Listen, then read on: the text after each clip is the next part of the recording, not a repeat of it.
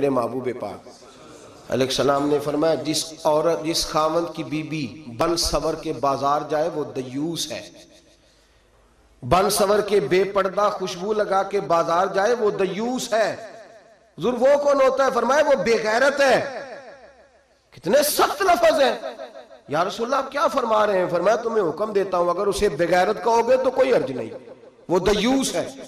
اگلے لفظ سنیں حدیث پاک کے، میرے نبی کریم علیہ السلام نے فرمایا اگر وہ اس پر راضی بھی ہے، اگر وہ اس پر ایک تو جا رہی ہے اور اگر وہ راضی ہے تو دیوس ہے۔